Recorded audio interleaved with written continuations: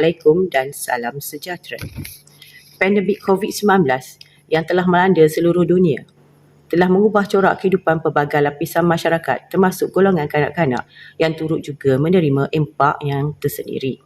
Virus yang menyerang manusia secara senyap ini turut memberi kesan yang mendalam terhadap emosi dan juga tekanan kesihatan mental seseorang termasuk kanak-kanak yang dulunya bermain ke sana kemari bersama rakan sebaya kini terpaksa berkurung di rumah.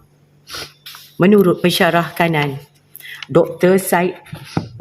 Said Muhammad Said Abdullah, pandemik ini menyaksikan ramai yang terkesan dengan perubahan itu terpaksa melalui kesukaran dalam proses penyelesaian sepanjang pandemik ini.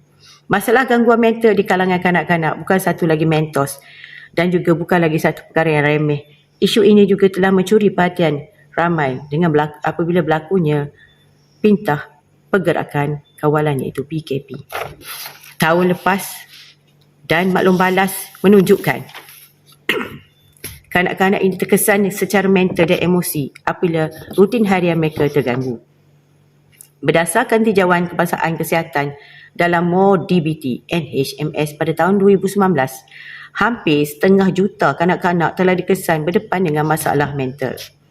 Apabila pandemik COVID-19 melanda negara pada awal 2020, fenomena ini dijangka memburukkan lagi keadaan dan bertambahnya maklum balas negatif terhadap gangguan mental kanak-kanak seperti stres pembelajaran dalam talian dan juga demam kabin.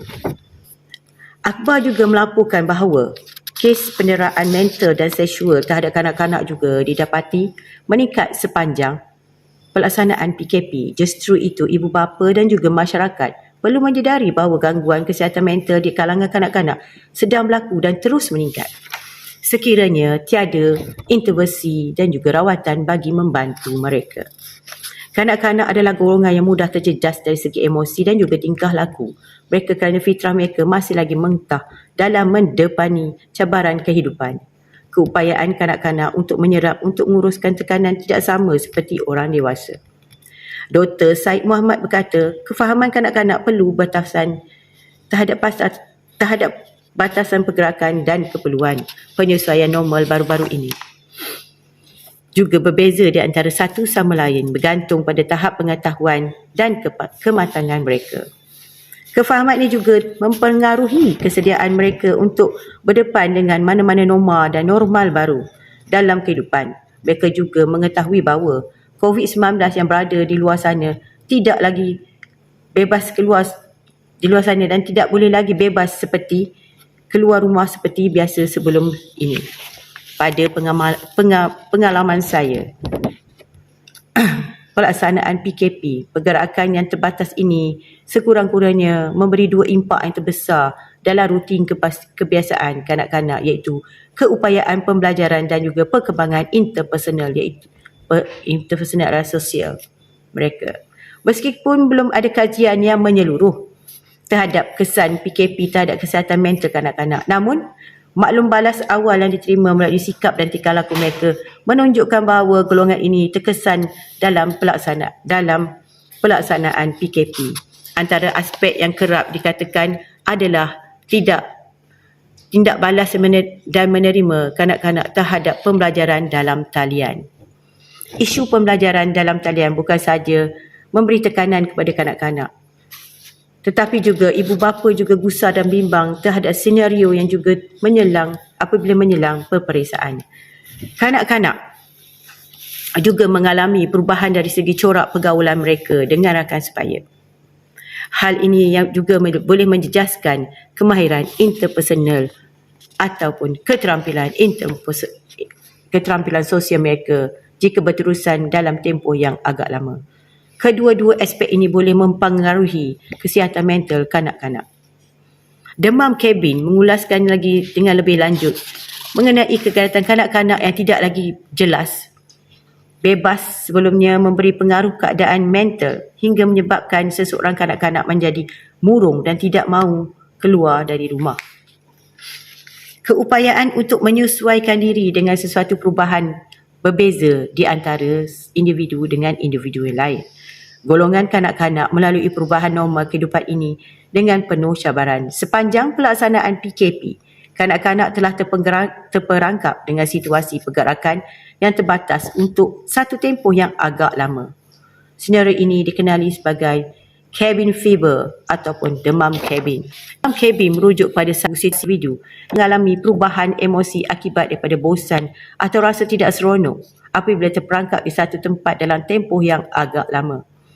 Senario ini menjelaskan bahawa apabila individu terkurung dalam satu tempat yang sama yang agak lama, menyebabkan emosi negatif akan muncul sebagai tindak balas psikologi individu terhadap situasi itu. Justeru Dr. Syed Muhammad berkata, kanak-kanak yang terkurung di dalam rumah sepanjang tempoh PKP adalah berisiko dan memberi reaksi negatif dari sudut emosi dan tingkah laku mereka sekiranya tidak ditangani dengan lebih baik. Kanak-kanak boleh mengalami perasaan takut, murung, sedih, stres dan terlalu sensitif terhadap sikap apatetik dan keliru dengan perubahan yang berlaku apabila tidak lagi dapat menjalani aktiviti biar kebiasaan mereka yang berlaku sebelum ini. Perubahan tingkah laku juga boleh berlaku seperti memberontak, tantrum, hyperaktif, argumentatif, distraktif atau mengasingkan diri. Justeru ibu bapa dan juga orang dewasa perlu memantau perkembangan kanak-kanak sepanjang pelaksanaan PKP dan juga lebih peka dengan simptom-simptom yang ditunjukkan. Pembelajaran dalam talian tidak dinafikan lagi. Penularan COVID-19 masih tidak lagi menunjukkan tanda reda dan memaksa murid untuk meneruskan pembelajaran mereka melalui talian. Bukan mudah untuk melaksanakan sesi pembelajaran ini berkaitan dengan pelbagai masalah pencapaian internet.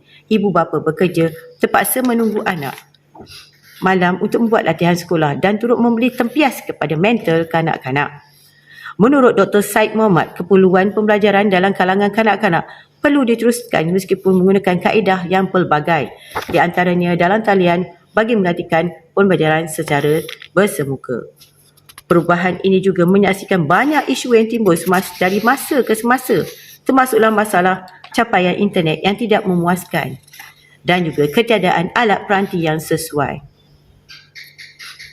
Antara persoalan yang timbul adalah sejauh manakah kanak-kanak boleh bertahan dari segi mental, emosi dan fizikal dalam kaedah pembelajaran dalam talian, lebih-lebih lagi apabila internet dan peranti tidak tersedia dengan lengkap.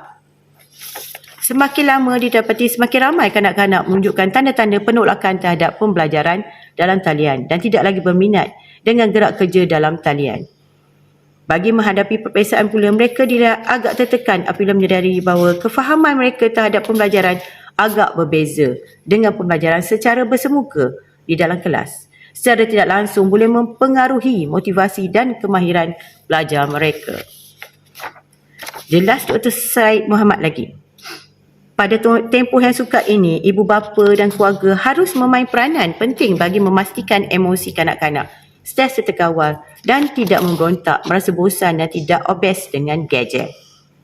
Lazimnya kanak-kanak tidak rasa selamat apabila tiada rutin yang tetap. Situasi ini boleh merangsang otak untuk menghasilkan respon yang menyebabkan kanak-kanak susah untuk belajar dan menyerap pembelajarannya. Suasana norma baru di kalangan kanak-kanak yang perlu dilaksanakan bagi membantu perkembangan mereka, di mana ibu bapa disarankan untuk membantu anak untuk menyusun rutin harian mereka dengan pelbagai aktiviti yang baru yang bersesuaian dengan persekitaran. Bermula dengan menyusun jadual pembelajaran secara fleksibel hinggalah aktiviti sukan dan rekreasi yang terkawal di dalam dan di luar rumah. Himpunan aktiviti kreatif seperti memasak bersama, mencuci basikal, menanam bunga, menghias bilik, mengecat, melukis, mewarna, senam rubik dapat menghilangkan rasa bosan mereka. Ibu bapa juga perlu membantu di dalam segi perhubungan anak mereka bersama rakan sebaya melalui rangkaian media sosial seperti bermain, bersembang secara maya. Ibu bapa dan keluarga perlu membekalkan sokongan emosi yang rapat bersama kanak-kanak supaya mereka merasa dihargai. Selain itu, pihak KPM, pihak sekolah, guru diharap dapat mengemukakan satu pelan baru yang lebih fleksibel bagi anak-anak dengan cara pembelajaran menerusi di rumah secara talian yang lebih boleh meredakan tekanan yang dihadapi oleh kanak-kanak sekarang. Sekian daripada saya, Sarina binti Syarudin. Terima kasih.